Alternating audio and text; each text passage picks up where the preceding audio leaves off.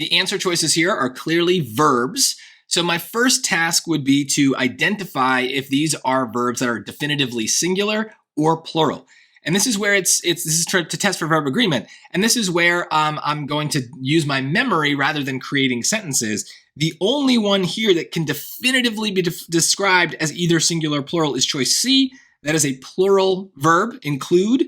The others don't have that property. So the reason I don't like making mini sentences like he include the book in his list, or they include the book in his list. If you're doing that, if you're making little sentences to try to test out whether a verb is singular or plural, you will hopefully be right most of the time, but you're opening the door to kind of mistakes, right? So let's look at choice A. They included the book in the list, right? Sounds plural. What if I switched it? He included the book in his list. Well, that singular also sounds right. And that's the thing, is not every verb in English has this property of being either singular or plural. Some can be both. So choice A is both. It doesn't have that ability to be either singular or plural. So right away, I know that this is probably not testing verb agreement. It's another verb rule. We'll figure it out. But I don't think it's going to apply here because I need to be able to classify every single verb as definitively singular or plural. And then it would be even harder to make sentences. You'd waste time for no reason. You would be trying to make sentences with B and D, and they just don't even make sense. He including the book in his list, they including the book in their list. Like, it doesn't make any sense. So the reason is that this is neither singular nor plural. It doesn't, both of these, B and D, don't have that property. These are just different verb forms entirely.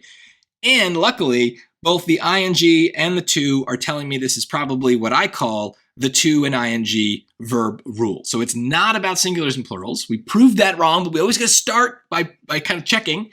And then after that, what is the to and ing rule? It's kind of a thing I made up as a catch-all. We can recognize it usually because there will be a to version and or an ing version of the verb in the choices. Not always both, but usually one or the other.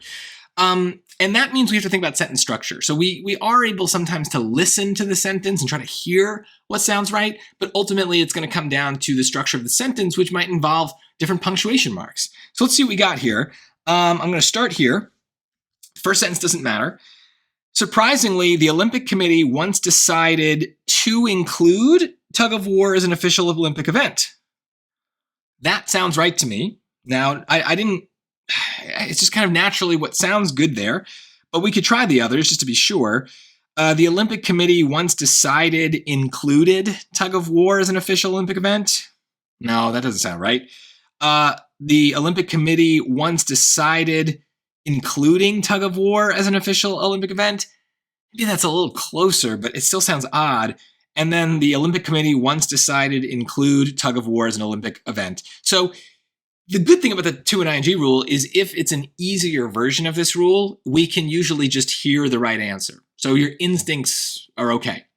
Harder versions of this rule, your instincts might get you in trouble. So you've got to be able to read everything. So whenever you know that the to and ing rule applies, make sure you read the entire sentence that includes that blank, right? Now, lucky for us, this is a short sentence. So it's very easy to just kind of read capital letter to period. Because I have experience, I'm able to trim out certain words like surprisingly that I know don't really matter. But generally speaking, read everything. The longer the sentence, the more likely they're trying to sneak a little trap in there to make you mishear what's going on. So those would be cases where we've got to be more careful. But this is an easy one. So I'm very confident in D. If we wanted to get a little bit more grammatical, why do I need the to version? Generally in English, when we have two verbs in a row, the second verb is in what is sometimes called the infinitive, meaning the to form. And so we have two verbs, right? One is decided, two is to include, right? The committee decided to include. You do this all the time. You know this rule. So there you go. That's grammatically what's happening. But for this question, even though it's easy, the most important thing is the process of going through the different verb rules and arriving at the right one. If we thought this was about some other verb rule and started answering it based on that, we'd probably be wasting time worrying about things that don't matter.